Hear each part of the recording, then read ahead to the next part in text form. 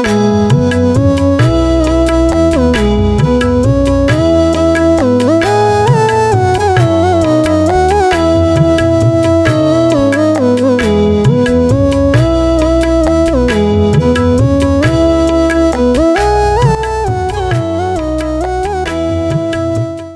brothers and sisters in the Lord, ప్రభునందు ప్రియమైన సహోదరి సహోదరులారా, today's verse for our meditation is taken from the book of Romans, chapter 12, verse 10. ఈరోజు మన ధ్యానం కొరకు రోమిలకు రాసిన పత్రిక 12వ అధ్యాయము 10వ వచనం నుండి తీసుకొనబడింది. Be kindly affectioned one to another with brotherly love, in honor preferring one another. సహోదర ప్రేమ విషయంలో ఒకని యందొకడు అనురాగము గలవారై ఘనత విషయంలో ఒకనినొకడు గొప్పగా ఎంచుకొనుడి. When we go through the New Testament, we find these one another's many times. క్రొత్త నిబంధనలో మనం తరచి చూస్తే ఒకనికొకడు, ఒకని ఎడల ఒకడు, ఇలాంటి అనేక పర్యాయాలు మనకు ఎదురవుతాయి. Today's verse is one of them. నేటి దిన వచనం కూడా వాటిలో ఒకటి. It mainly speaks of honoring one another. ఇది ప్రధానంగా ఒకనికంటే ఒకడు గొప్పగా ఎంచుకొనుట. These are the principles of Christian living. ఇవి క్రైస్తవ జీవితానికి ఒక నియమావళి లాంటిది. What does it mean to honor someone? ఒకరిని ఘనులుగా ఎంచుట అంటే అర్థం ఏమిటి? We see many commands regarding honor in the scriptures. లేఖనాల్లో ఈ విధంగా ఘనపరచాలనే దాని గురించి అనేకమైన ఆజ్ఞలు ఇవ్వబడ్డాయి. Perhaps the one command that is most memorable is to honor your father and mother. కాబట్టి ఒక ఇలాంటి ఆజ్ఞల్లో ఒకటి మీరు సన్మానించాలని దాని విషయంలో మనం చూస్తే నీ తల్లిని తండ్రిని సన్మానించుడి అనేది ఇది ఒక గొప్పది. And it is one of the commands in Exodus 20 verse 12. నిర్గమకాండం 20వ అధ్యాయం 12వ వచనంలో మనం చూస్తాం దేవుడిచ్చిన ఆజ్ఞల్లో ఇది ఒక ఆజ్ఞ కూడా. Same thing Paul repeats in Ephesians 6:2. ఈ మాటలే పౌలు ఎఫెసీయులకు రాస్తూ 6వ అధ్యాయం 2వ వచనం మళ్ళీ ప్రస్తావించారు. But there are some other commands regarding honoring others. అయితే ఇతరుల్ని ఘనపరిచే విషయానికి మరికొన్ని ఆజ్ఞలు ఇవ్వబడ్డాయి. 1 Peter 2:17 says, పేతురు రాసిన మొదటి పత్రిక 2:17లో రాయబడింది, honor everyone, love the brotherhood, fear God, honor the emperor. 1 Peter 2:17. పేతురు రాసిన మొదటి పత్రిక 2:17లో మనం చదువుతున్నాం, అందరినీ సన్మానించుడి, సహోదరులను ప్రేమించుడి, దేవునికి భయపడుడి, రాజును సన్మానించుడి. Peter also commanded the need to show honor in marriage. కాబట్టి పేతురు వివాహములో కూడా మనము సన్మానించాలి, గౌరవించాలి అని కూడా చెప్తున్నాడు. That we read in 1 Peter 3:7. ఇది పేతురు రాసిన మొదటి పత్రిక 3వ అధ్యాయం 7వ వచనం. So honor is an important concept in the scriptures. కాబట్టి సన్మానించుట అనేది లేఖనాల్లో ఇది చాలా ప్రాముఖ్యమైనటువంటి భాగం. Honor means to estimate with value and accord the recognition. సన్మానించుట అంటే ఆయనకు ఉన్నటువంటి ఆ గుర్తింపుకు తగినట్టుగా మనం ఆయనని గొప్పగా ఎంచాలి. Honor means to show appreciation. సన్మానించుట అంటే ఆయనను కొంచెం మెచ్చుకోవాలి. The command therefore is that we would show genuine appreciation and admiration for others. కాబట్టి ఈ ఆజ్ఞ ఇంకేమని చెప్తుందంటే యథార్థంగా నిజముగాను అతన్ని గౌరవించాలి, వాళ్ళు సన్మానించాలి. We must be quick to acknowledge the accomplishment of others.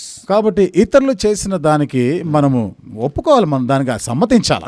వారు సాధించిన దాన్ని వాళ్ళు సాధించిన acknowledge. కాబట్టి వాళ్ళు సాధించిన దానిని మనం కూడా దాన్ని సమ్మతించాలి, ఒప్పుకోవాలి. And to demonstrate a genuine love for others without jealousy. కాబట్టి ఏమాత్రం అసూయ లేకుండా ఇతరుల ప్రేమను కనపరచాలి. And the point is that we would regard one another as valuable. ఒక విషయం ఏంటంటే ఒకరిని ఒకరు మనము విలువైన వారంగా ఎంచాలి. And we would see the worth of one another and never consider another as valueless. కాబట్టి ఒకరిలో ఉన్నటువంటి ఒకరి విలువను చూసుకుంటూ మనం వారు ఏమాత్రం విలువ లేని వారుగా భావించకూడదు. I have seen a sad scene in some assemblies. కొన్ని సమాజాల్లో ఇలాంటి బాధాకరమైన దృశ్యాలు చూశాను. And when a member or a family leaves and the attitude is that the church does not care. చూడండి, ఒక కుటుంబంలో ఒక వ్యక్తి ఎవరైనా వెళ్ళిపోయినప్పుడు సంఘము అలాంటి వారిని అస్సలు పట్టించుకోరు. They do not see the value of the other person. అంటే ఆ వ్యక్తి ఆయన యొక్క విలువ ఏమిటిదో ఎరగరు వీళ్ళు. And so they say in their hearts, well, it is good he left. కాబట్టి మనసులో ఏమనుకుంటారో తెలుసా, బాగానే అయిందిలే పోయాడు కదా అనుకుంటారు. And when this is our attitude toward other Christians, ఎప్పుడైతే సాటి క్రైస్తవుడి గురించి ఇలాంటి వైఖరి మనకు ఉంటుందో we are not honoring the other people. మనము ఇతరులని సన్మానించడం లేదు, We are not valuing them. అంటే వాళ్ళకి మనం ఏమాత్రం విలువనివ్వడం లేదు. This problem is further amplified when we bulldoze the beliefs of others. కాబట్టి ఈ సమస్య ఇతరులను మనం ఎప్పుడైతే వాళ్ళ గురించి అణగదొక్కుతాం. అణగదొక్కుతూ ఉంటామో మరి ఎక్కువగా అవుతా ఉంటుంది ఈ సమస్య. See, they are believing something. అంటే వాళ్ళు ఏదో నమ్ముతున్నారు, They like something. వాళ్ళకి ఏదో ఒకటి ఇష్టము, Don't bulldoze them. కాబట్టి వాళ్ళని అనగదొక్కదు ఎప్పుడు. So someone has a point of view regarding the doctrines of the scriptures. కాబట్టి అంటే లేఖనాలకు సంబంధించినటువంటి ఈ సిద్ధాంతాల గురించి కొంతమంది చెప్తుంటారు. Don't marginalize those beliefs. కాబట్టి అలాంటి వారి నమ్మికలని నువ్వు ఎప్పుడు తప్పు పట్టకూడదు. నువ్వు We think that we are right and we do not honor the other person. మనం ఏమనుకుంటాం, నేనే మంచివాడిని, నేనే సరైన వాడిని అని ఎదుటి వాడిని ఏమాత్రం సన్మానించాం. This kind of attitude develops among members, leaders and elders when we do not choose to honor one another. ఈ రకమైనటువంటి వైఖరి ఎప్పుడైతే మనం ఒకరి సన్మానించకుండా ఉంటామో, ఈ వైఖరి మనం పెద్దల్లోనూ పరిచారకుల్లోనూ సేవకుల్లోనూ అలా విశ్వాసులో కూడా మనం చూస్తాం. Yeah, this attitude develops when you don't assign value to the other person we are considering. అంటే ఇతర వ్యక్తికి మనము ఏమాత్రం విలువనివ్వనప్పుడు ఈ వైఖరే మనలో అవలంబించుకుంటా ఉంటాం. Later during the day I recommend you to read how Apostle Paul wrote. తర్వాత ఈ దినమంతట్లో కూడా అపోస్తలుడైన పౌలు రాసిన మాటలని మీరు చదవండి. You can read 1 Corinthians 12th chapter. కొరింథీయులకు రాసిన మొదటి పత్రిక 12వ అధ్యాయంలో మీరు చదవండి. From 21 to 26. 21 నుండి 26 వచనాల్లో Notice how Paul illustrates the church as a human body. పౌలు సంఘాన్ని ఏ విధంగా మానవ శరీరంతో పోల్చి చెప్తున్నాడో We ఉదాహరణగా are to చూడొచ్చు. bestow greater honor on the parts that are less honorable.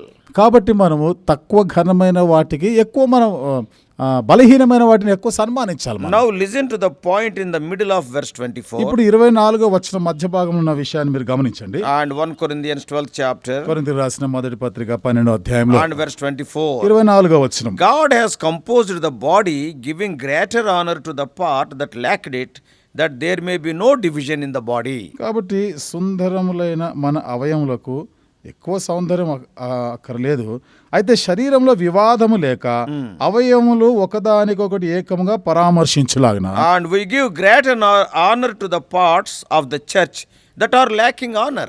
కాబట్టి ఘనత విషయంలో ఏది తక్కువగా ఉందో దానికి మనం ఎక్కువ ఘనత ఇవ్వాలి. Notice what this looks like in verses 25 and 26. 25-26 వచనం ఇది ఎట్లా ఉందో చూద్దాం. That the members may have the same care for one another.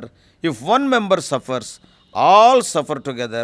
If one member is honored, all rejoice together. కాబట్టి ఇక్కడ మనం చదువుతున్నాం, ఒక శరీరము శ్రమ పడతా ఉంటే మనం కూడా దానితో శ్రమ పడాలి. ఒక అవయవము ఘనత పొందినప్పుడు అవయములన్నీ కూడా దానితో సంతోషిస్తాయి కదా. If one member suffers, all the other members also suffer. కాబట్టి ఒక అవయవం శ్రమ పడినప్పుడు మిగతా అవయములన్నీ కూడా దానితో కూడా శ్రమ పడతాయి. So please underline this statement. The members may have the same care for one another. కాబట్టి ఈ మాట మీరు గమనించండి, ఈ అవయవాలు ప్రతి అవయవానికి కూడా ఆ విధంగా సమానమైనటువంటి ఆ ఘనతని ఇవ్వాలి, They have పట్టింపు to ఉండాలి. care for one another. ఒకరి గురించిన ఆ పట్టింపు అనేది ఉండాలి. All are cared for equally. అందరు కూడా సమానంగానే వారికి అలాంటి ఆ పట్టింపు అనేది ఉండాలి. All are cared for equally. అంటే అందరు కూడా సమానంగా ఆ విధంగా వాళ్ళకి ఆ జాగ్రత్తలు ఉండినాయి. And all are joined together equally. అందరూ సమానంగా కలిసి ఉన్నారు. There is not more concern for one person than other. కాబట్టి ఒక వ్యక్తి కన్నా మరొక వ్యక్తికి ఎక్కువైన పట్టింపు అనేది లేదు. అట్లా There is not greater care for one person than another. ఒక వ్యక్తి కన్నా మరొక వ్యక్తి గొప్పవాడు అనేది లేదు. We are to estimate the same value for each other equally. కాబట్టి ప్రతి ఒక్కరికి సమానంగా అదే తరహాలో మనము సన్మానించాలి. This is what God does. ఇది దేవుడు చేసేది కూడా. God shows no partiality. దేవుడు ఎక్కడ పక్షపాతం అనేది చూపించాడు. God values each soul equally. దేవుడు ప్రతి వ్యక్తిని కూడా సమానంగానే విలువ ఇస్తాడు. We see this in his parables depicting how he leaves 99 and seeks out the lost one sheep, and there is a great rejoicing that follows finding the lost one. ఇది తాను చెప్పిన ఒక ఉపమానంలో మనం దీన్ని చూడొచ్చు. 100 గొర్రెల్లో ఆయన ఒకటి తప్పిపోయినప్పుడు 99ని విడిచిపెట్టి ఆ తప్పిపోయిన ఒకదాని గురించి ఆయన వెతుకుతూ వెళ్ళి మరలా దానికి కూడా అదే విలువనిచ్చాడు. ఆయన దాన్ని తిరిగి తీసుకొని వచ్చాడు మందలోనికి. And after that there was a great rejoicing after finding the lost one. ఆ తర్వాత ఆ తప్పిపోయినది మరలా దొరికినప్పుడు దాన్ని కనుగొన్నప్పుడు గొప్ప సంతోషం కలిగింది. So we must honor each other equally because God ascribes that value to each of us. కాబట్టి దేవుడు కూడా ఒకరికొకరికి ఒకరికంటే ఒకరికి ఇంత ఘనత ఇస్తున్నాడు, విలువ ఇస్తున్నాడు. కాబట్టి మనం కూడా అదే రీతిగా అందరినీ కూడా సమానంగా విలువ ఇవ్వాలి, ప్రేమించాలి. Paul goes further in the verse for our meditation. మన ధ్యానం కొరకు వచనంలో చూస్తే పౌలు ఇంకా ముందుకు చెప్తాడు. That is Romans 12:10. Roma 12:10లో We have to prefer one another. మనము ఒకరికంటే ఒకరిని ఘనమైనగా ఎంచాలి, అంటే వారికి ఆ ప్రాధాన్యత ఇవ్వాలి మనం. Not only honoring but preferring the other than us. కాబట్టి ఇతరుల్ని మనం ఘనపరిచే విషయంలో మాత్రమే కాకుండా ప్రాధాన్యత విషయంలో కూడా వారికే మొదటి ప్రాధాన్యత ఇవ్వాలి. That is, we give honor to others first and put them first. అంటే ఇతరుల్ని మనం ఘనతనిస్తూ గౌరవిస్తూ వాళ్ళకే మొదటి స్థానంలో గనులుగా ఎంచి వాళ్ళనే ప్రథమ స్థానంలో పెట్టాలి. And I want you to think about what that would look like in the church. కాబట్టి ఇది సంఘంలో కూడా అసలు ఇది ఎట్లా కనిపిస్తుందో చూద్దాం. And each of us are showing respect, appreciation and value to others with no regard for our own evaluation. కాబట్టి మనలో కూడా ప్రతి ఒక్కరం కూడా మన గురించినటువంటి ఆ పట్టింపు అనేది కాకుండా ఇతరుల్ని మనము ఘనమైనగా ఎంచుతూ వారికి ఎక్కువటువంటి విలువనిస్తూ ఉండాలి. We are outdoing each other in bestowing honor on each other. కాబట్టి ఒకరి ఎడల ఒకరు మనం ఈ విధంగా ఆ ఘనత కలిగిన వారుగా ఎంచుతూ మరీ ఎక్కువగా ఆ విధంగా మనం చేస్తూ ఉండాలి. It does not mean that we have to honor the one who is involved in dishonoring activities. అంటే దీని అర్థము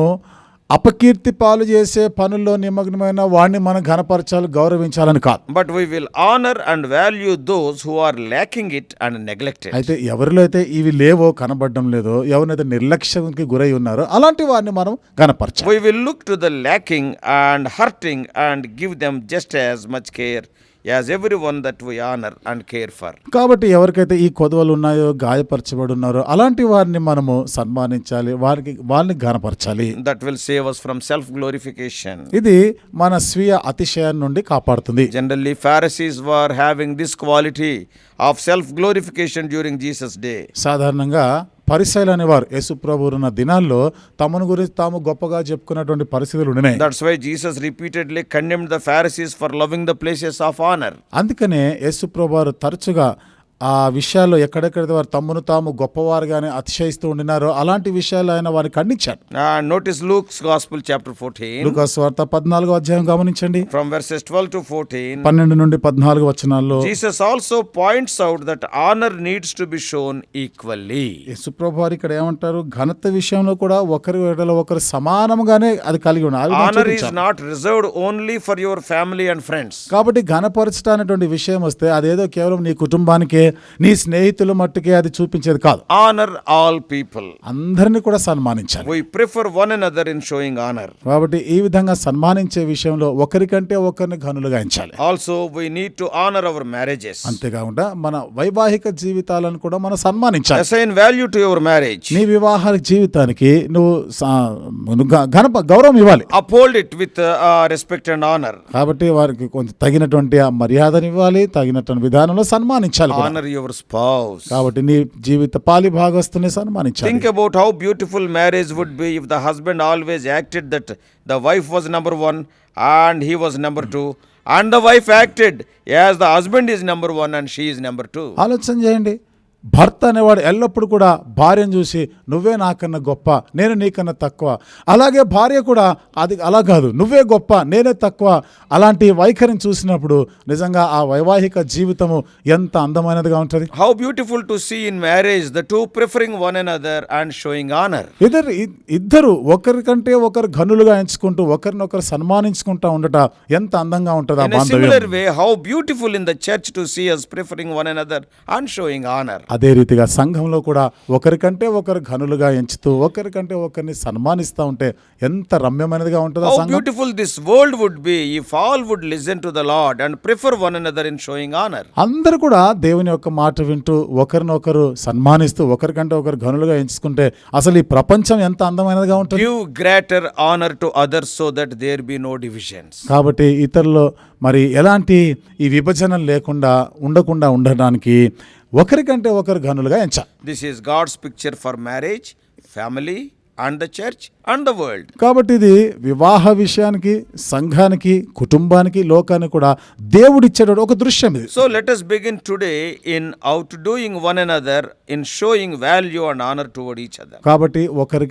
ఒకరి ఎడల ఒకరు ప్రేమ కలిగండి, ఒకరికంటే ఒకరు ఘనులుగా ఎంచుతూ ఒకరిని ఒకరు సన్మానించుట ఈ రోజు నుండి మనం ఆరంభిస్తాం. Many times we lack this. అనేక పర్యాయాలు ఈ విషయాల్లో మనం కొరవడున్నాం. Many times we think that we are number one and all the others are useless. అనేక పర్యాయాలు ఏమనుకుంటాం, నేనే గొప్ప అందరికన్నా, వాళ్ళంతా పనికి మాలిన వాళ్ళు అనుకుంటాం. Many times in the assemblies also I have seen. అనేక పర్యాయాలు సమాజాల్లో కూడా ఇలాంటి పరిస్థితి చూస్తున్నాను నేను. Are there any people to share the word of God?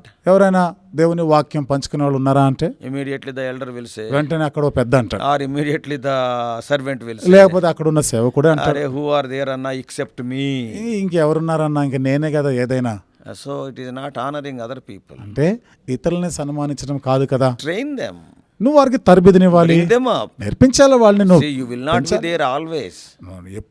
ఎల్లప్పుడు నువ్వు అక్కడ ఉండవు కదా. Suppose if you are the only person tomorrow, suppose if you are called to glory, then who will look after? ఒకవేళ నువ్వు ఒక్కడే ఉన్నా, అన్నీ నువ్వే అనుకో, రేపు ఒకవేళ మహిమలోనికి పిలువబడితే ఇక మరి తర్వాత ఎవరు చూడాలా పనులు? Never think that you are the only person. కాబట్టి ఎప్పుడు కూడా నేను ఒక్కడనే, నేనే చేయగలను అని అనుకోద్దు ఎప్పుడు. Honor the other people. కాబట్టి ఇతరులను కూడా మనము గౌరవించాలి. Others may not do as you do. మరి ఇతరులు నువ్వు చేసినట్లుగా చేయలేకపోవచ్చు, But train them. కానీ వాళ్ళకి నేర్పించాలి, Bring them up. వాళ్ళని కొంచెం పెంచాలి, Disciple them. వారికి నువ్వు శిష్యత్వం నేర్పించాలి. And then the whole church will be happy. అప్పుడు సంఘం అంతా సంతోషంగా ఉంటుంది, Even in the family. అలాగే కుటుంబంలో కూడా. So brothers and sisters, కాబట్టి సోదరి సోదరులారా, let us learn how to honor each other. కాబట్టి ఒకరిని ఒకరు ఏ విధంగా ఘనపరచాలి, సన్మానించాలో నేర్చుకుందాం. Today, nowadays, this is lacking. నేటి దినాల్లో ఇది కొరతగా ఉంది. May God help us to cultivate this habit of honoring other people. కాబట్టి ఇతరులని సన్మానించే ఈ అలవాటు అలవర్చుకున్న దానికి దేవుడు మనకు సహాయం చేయను. May God help us. దేవుడు మనకు సహాయం చేయను గాక. Shall we pray? ప్రార్థన చేసుకుందాం.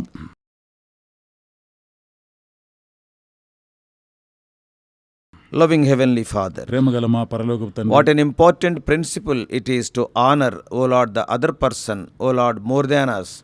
What a wonderful principle it is. ఎదుటి వ్యక్తిని నాకన్నా ఎక్కువ ఘనుడుగా ఎంచుట, సన్మానించుట అనేది ఎంత దైవికమైన, ఎంత గొప్పదైనటువంటి నియమం ఇది. Out of the infinite knowledge, thou hast incorporated this characteristic, O Lord, in the church and among the believers. ప్రభా, మీ అనంతమైన జ్ఞానమును బట్టి ఈ లక్షణాల గురించి ప్రభా సంఘంలోను విశ్వాసంలోను ప్రభా మీరు పెంపారింపజేశారు. O Lord, we thank thee, O Lord, for this principle. దేవా, ఈ నియమాలను బట్టి మీకు వందనాలు Many చెల్లిస్తున్నాము. times I fail in this, we fail in this. అనేక పర్యాలు నేను ఈ విషయంలో తప్పాను, మేము ఈ విషయాలు తప్పిపోయాం. Many times we think that we are sufficient, others are needed. Not అనేక needed. పర్యాలు నేనే చేయగలను, ఇతరులు చేయలేరు అనుకున్నాం. But it should not be like అయితే that. ప్రభా ఆ విధంగా ఉండకూడదు. Help us to honor the others' beliefs also. ఓ ప్రభా, ఇతరుల నమ్మికాలను కూడా మేము గణపరచువారుగా చేయండి. Help us to honor one another. ఒకరిని ఒకరు గౌరవించుకునే దానికి Even in సహాయం the చేయండి. family also. ప్రభా ఆ విధంగా కుటుంబాల్లో కూడా Let the husband honor the wife as she is number one and he is number two, and vice versa. ప్రభా భర్త కూడా భార్యను చూసినప్పుడు నువ్వే నాకన్నా గొప్ప,